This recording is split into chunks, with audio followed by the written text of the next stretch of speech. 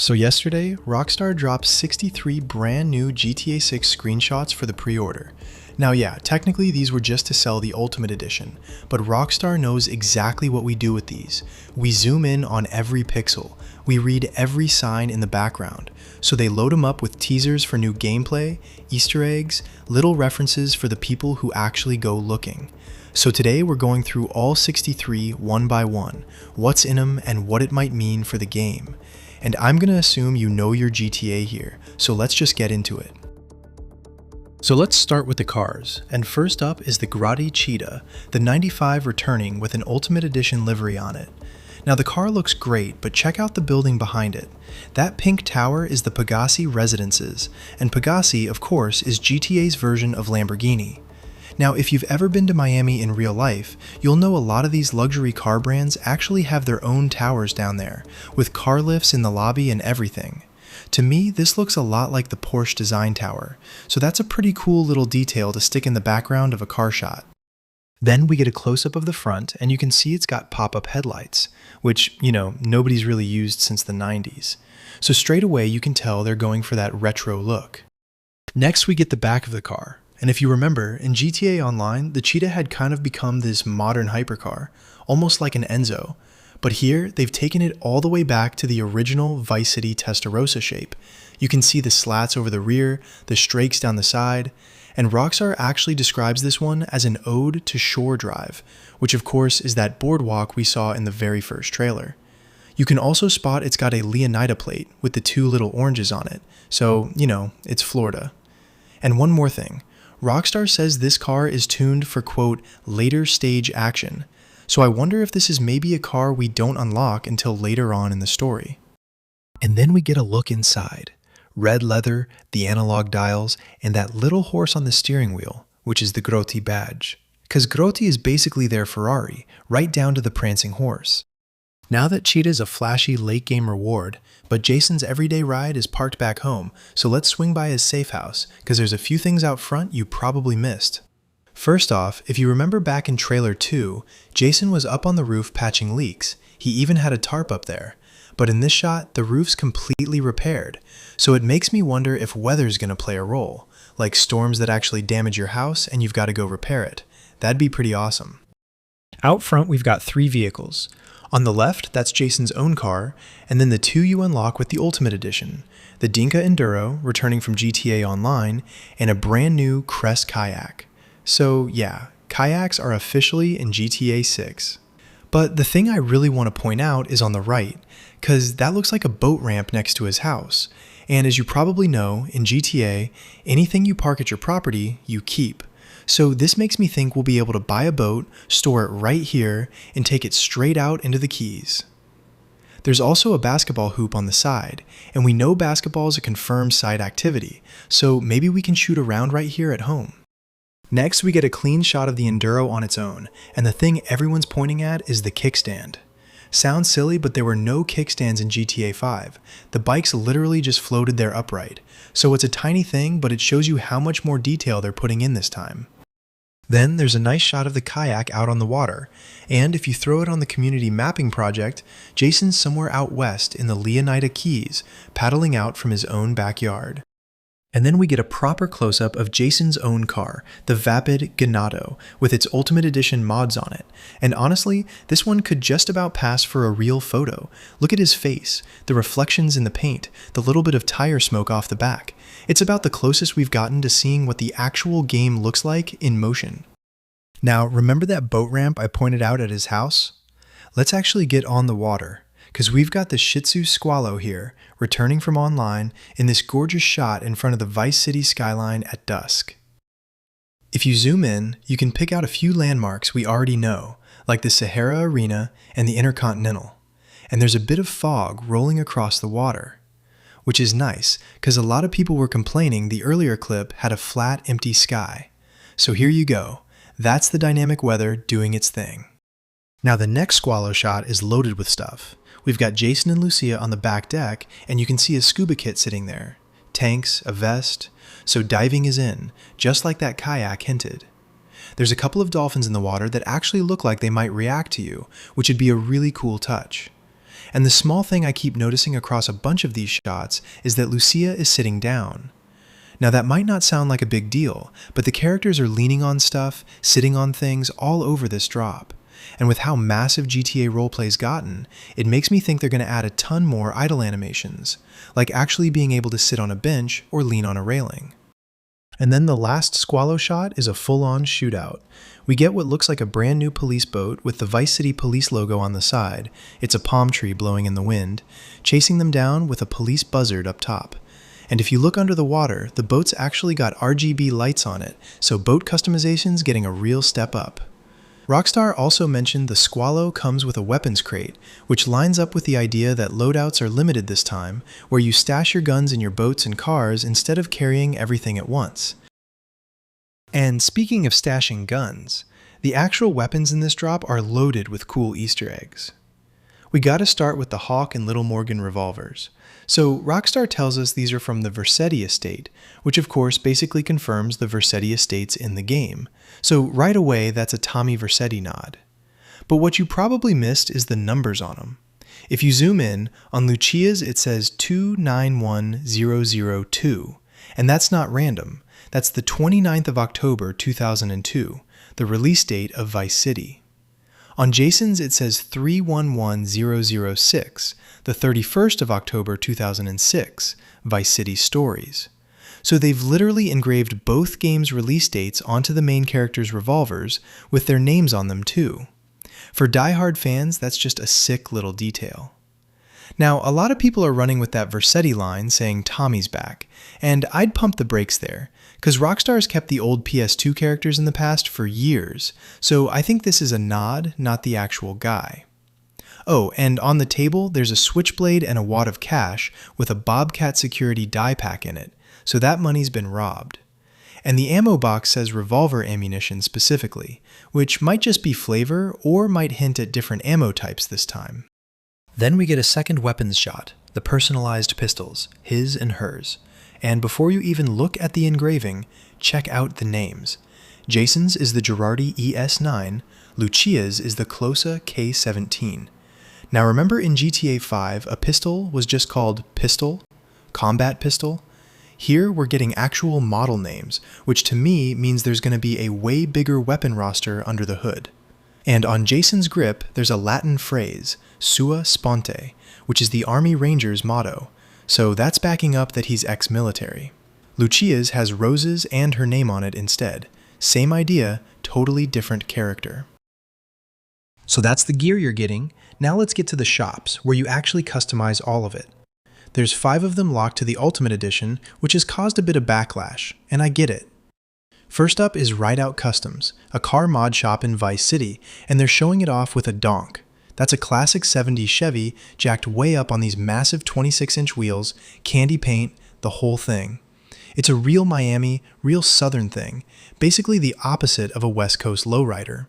And we actually saw Rideout back in Trailer 1 on the side of a truck. But the interior shot is the one that gets me, because it honestly looks like a gameplay view. You can imagine the mod menu sitting top right just like LS Customs, and it even looks like you'll get to watch the mechanic do the work on your car. That would be sick. It's basically their Bennies, but turned all the way up. The second shop is One-Eyed Willie's, Off-Road Mods, up in Lake Leonida. And the name there is a Goonies reference. There's a little one-eyed pirate neon inside, and an eye painted on the wall, if you don't believe me. But the real talking point is the license plate on the car in here.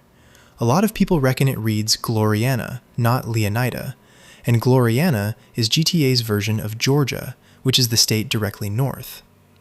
Now Rockstar's barely shown us anything at the top of the map, so a Gloriana plate up here would actually line up with there being a second state, and I really want that to be true. But I went and zoomed in myself, and there's a mechanic standing right in front of the one clear plate, with his leg across the exact line the state name's on. You can read the numbers, but not the state, so for now, it's a theory. A really good one, but still just a theory. Those were the car shops, but the clothing stores are where the city really gets its personality. So let's get into the people. First, the Vice City style stuff, and the big thing here is that Jason and Lucia genuinely look like different people in every single shot. That's just the customization. In this one, Jason's in an open floral shirt with the Vice City skyline printed on the back, ink running down his arm onto his hand, and Lucia's in oxblood suede with tiger print boots. And those tattoos lead us to the next shop, Electric Fang up in the stockyard, and this is a genuinely cool one. Rockstar says the 50+ tattoo designs in there were all done by a collective called Fail. And Fail is a real thing. 2 artists out of Brooklyn, been going since the late 90s. Their name's actually an anagram of a life, and their work's hung in the Tate Modern. There's even a little arcade machine in the corner of the shot, which is a nod to a real Fail project called Deluxe Flux, an actual arcade. So Rockstar didn't just make up a tattoo brand, they got a museum-level street art duo to design the tattoos in your game. Then we've got Stock 305 right next door, streetwear in the stockyard, which if you're from Miami, you'll instantly recognize as Wynwood, the whole graffiti and warehouses district. And 305 is, of course, Miami's actual area code, the one Pitbull won't shut up about. The van they're posing on is even doing the Wynwood art tour thing, which is a real tourist trap over there. And if you freeze on the wall behind the sign, you can just make out the state of Leonida seal. Looks like a gator jumping out of the water.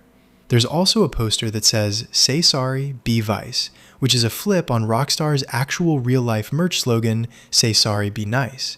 So they're quoting their own store in the background of a screenshot. Then there's Good Time Gear, and this one sneaks in some actual lore. The shirts are merch for a character called Macca the Gator, who Rockstar tells us is a TV show character in the game's world. And if you look, on Jason's shirt and on the wall behind them, Mac is hitting the exact same pose as the bikini girl from the original 2002 Vice City cover. So they've basically remade their own cover girl as a cartoon alligator. And tie that to the gator that walked into a store in Trailer 1, which was based on a real Florida news clip, and you can tell they're slowly turning the Florida Gator into this game's mascot. Next, there's the PTT Youngin, spelled with a $, which is a whole Florida rap thing. We only get one shot of this gang, and it's a raid. Rockstar wants you to break into their compound down in Southside Vice City, grab the contraband, and get out. So gang compounds look like a brand new activity, and there's probably going to be more of them around the map.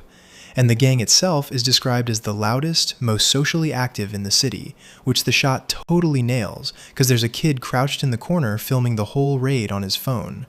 A gang built for the era of the in-game fake internet. And the last ultimate shop is Sarah's Salon, and this is the one that really sells the life sim angle. We can see Jason getting a mullet, and Lucia getting her nails done, with the technician's hands actually on them. So if you've been hoping GTA 6 leans all the way into being a life simulator, getting your nails done on screen is about as far as that goes. Okay, now my favorite face in the whole drop, Wyman.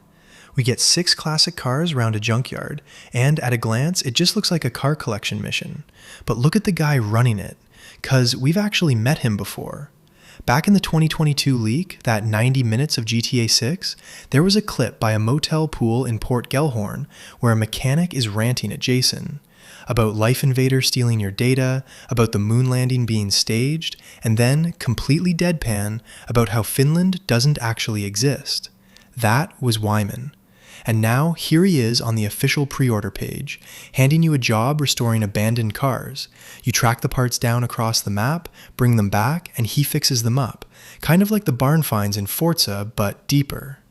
Now, they'll never flat out confirm he's the Finland guy, but come on, it's him. And a paranoid conspiracy theorist as your car restoration fixer is exactly the kind of weird I'm here for. We get a look at 5 of the cars he's after. There's the Series, which was parked behind the Hammer Lady in Trailer 1, the Vapid Riata returning from online, a Mamba GT that's basically a Shelby Daytona, and the Shyster Deviant in full US flag paint. So it's a junkyard restoration, before and after, told across the photos. The car Wyman's actually attached to is the 67 Dominator Buggy, a muscle car on monster truck tires, caught midair, throwing mud everywhere. And the mud genuinely looks insane. It's caked across the windscreen, which makes me wonder if we'll be running windscreen wipers in first person to actually see through it. Rockstar calls it a Mud Club monster, with Mud Club capitalized, and the Mud Club's the one from Trailer 1, modeled on the real Redneck Mud Park down in Florida, so that's probably a place you can actually go and race. It lives in the Paradise Garage over in Watson Bay, which has a weapon locker and a stash box for stolen goods to be, quote, fenced. Now, fences are a Red Dead 2 thing, so that whole stolen goods loop is coming over, and that weapon locker backs up the limited loadout idea again, that you're kitting out at home rather than carrying everything around. And that's the Ultimate Edition basically done. So the last batch is the free one, the Vintage Vice City Pack, which you get just for pre-ordering, even on the Standard Edition. And it's basically one big love letter to 2002. The outfits alone give you 2 Easter eggs. Lucia's red dress and curls is pretty much Gina Montana's look from Scarface, and Jason's pastel suit is straight up Miami Vice. And they're standing in front of the Ocean View Hotel, returning and upgraded from the original Vice City. The car you get is the 55 Vapid Stanier, 2-tone, all-chrome, big tail fins. And this might genuinely be the most iconic car in all of GTA, and you're getting it just for pre-ordering, along with a garage on Ocean Beach. And the funny part is, the modern Stanier in GTA is the boring cop car you ignore. This is the gorgeous 50s Crown Victoria it's actually named after. And the very last thing is a weapon skin, blue with black palm trees based on Tommy Vercetti's shirt off the box art. And they're shown sitting in the backseat of a car, which isn't random, because at this point it's pretty much confirmed your vehicle doubles as your weapon storage. And then, about a week before all this dropped, someone found a painting in Trailer 2, on a wall, on screen for half a second, of a lizard wearing that exact shirt. And nobody had clocked it for over a year. So the skin and the painting are 2 halves of the same wink. Rockstar bringing Tommy back without actually bringing him back. So that's all 63 screenshots, and the reason they're worth this much attention is that Rockstar built them to be read. They know full well we'd take them apart. We got fishing, diving, a Red Dead fence, gang compounds, Wyman and his Finland theory, a salon that does your nails, the map slowly filling itself in, and all of it pointing at Florida. Just keep it straight in your head as it goes. The shops and dates and names are real, the leak stuff is likely, and the second state is still a dream we get to hang on to, right up until November 19th. 'Cause that's when we finally find out how much of this actually holds.